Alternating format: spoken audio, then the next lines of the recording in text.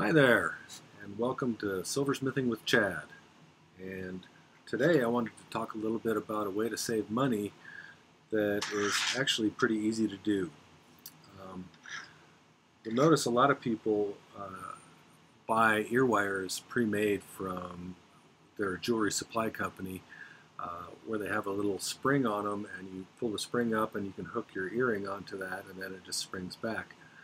Those are great, and a lot of people use those.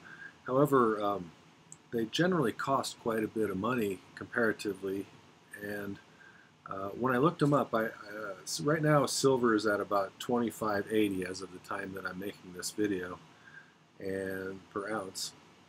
And the pre-made French wires like those range, depending upon the style that you get, anywhere from $1 a piece to $2.50 a piece.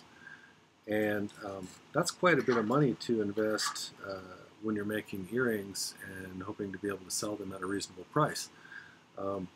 Easy way to do that, where you don't have to spend quite so much on the ear wires, is to make your own ear wires. And it's pretty easy to do.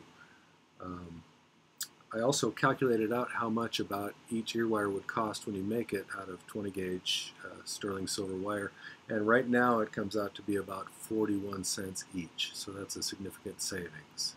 So I wanted to show you how to make them, and a couple of things I'll talk about while I'm making them is why I use the kind of wire that I use. I buy 20 gauge sterling silver wire, and wire is usually sold in a couple of different hardnesses. You can get it dead soft, or you can get it half hard is usually what the two choices are. If you get it dead soft, it's been annealed to the point where you can't get it any softer than it is at that point. Whereas if you get the half hard, it's been heat treated to be a certain hardness that's a little bit higher than the soft stuff, so it's a little bit stiffer. The reason I like the half hard for this kind of wire, and it's the only wire that I buy half hard, because generally you want things to be as malleable as possible. With half hard wire, since these aren't going to be heated, I'm going to be mounting them onto the earring, and there's not going to be any more heating of the earring at this point, so they'll maintain their hardness, and that's nice. That's why I buy the half hard ones for ear wires. So I usually end up, to make these, I end up cutting, I've got an earring here that I made the other day, and I'm going to make a French wire and put it right through that loop on the top. I usually cut a piece about 3 inches long, and that's typically enough for this. And you're going to need a couple of things for this. You're going to need wire cutters, of course. You're going to need some round nose pliers and a pair of needle nose pliers. I'm going to start by taking the round nose pliers, and I'm going to go about 3/4 of an inch from one end of this piece of wire that I've cut, and I'm going to go ahead and I'm going to create a loop around one of those little bars on the pliers there, and go completely past so that the wire maintains its general horizontalness like that. I just coined that word, horizontalness. Next thing you're going to do is you're going to take your needle nose pliers, and I'm going to spread that loop open sideways like this so that I'll be able to put the earring on there. And then I'm going to slide the earring backside towards the wire that I'm putting it on.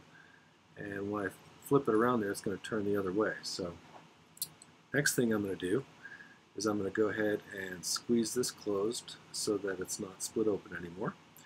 And this is the tricky part. I need to take the needle nose pliers and I need to grab this.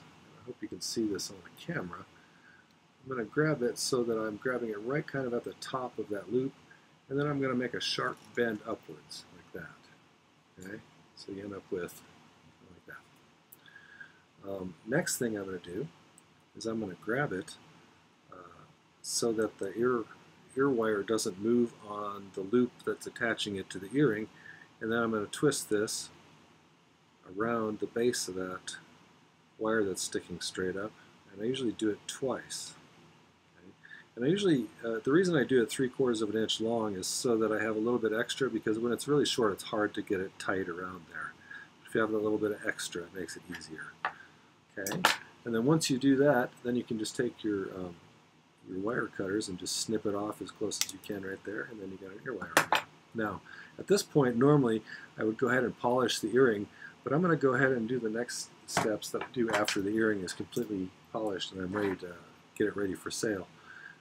First thing I'm going to do is I'm going to take my needle nose pliers right at the top of that knot I've created, and I'm going to bend it forward towards the front of the earring just slightly, like that. Okay. Then you need to have a round writing utensil. Usually I use just a round pencil or a round pen. They're about the right size. And I'm going to place it right above that bend that I just made. And I'm going to wrap this thing around that pencil. So I've created kind of a loop like that.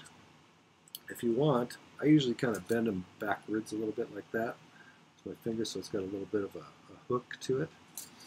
And then, once you're done with that, I usually cut these off a little bit below the loop, the bottom of the loop there. So just to give it a little bit of extra length, like that. Then I'm going to take my needle nose pliers and I'm going to give that end just a little tweak like that, so it ends up looking like that. And this is pretty much exactly the same as a store-bought French wire. Now I usually file the end a little bit so it's not so pokey. A couple of last things to mention. Another tool that's available that I've purchased a couple of times and have been sort of disappointed with are these little cut burrs that come on a stick. And they're designed to round the ends of pieces of wire, but I found that it takes an awful lot of spinning on this thing in order to get it to be a smooth surface. So it's not been a very great tool for me. I think they make Dremel bits that would work probably a little bit better, but you can just use a jeweler's file to do that as well if you want to.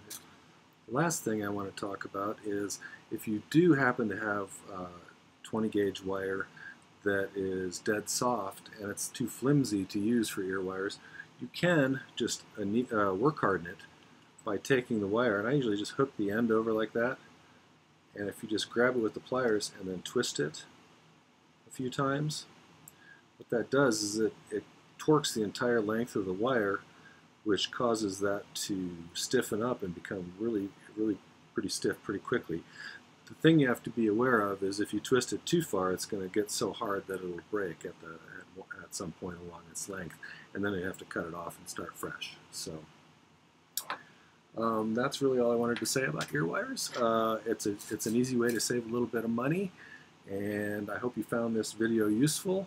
I will, in a future video, I'll talk about a way to modify it so you can have a closed French wire. But if you found this useful, and if you'd like to support a local artist in Colorado, hit the subscribe button and maybe the like button too if you enjoyed this video. Thanks. Take care.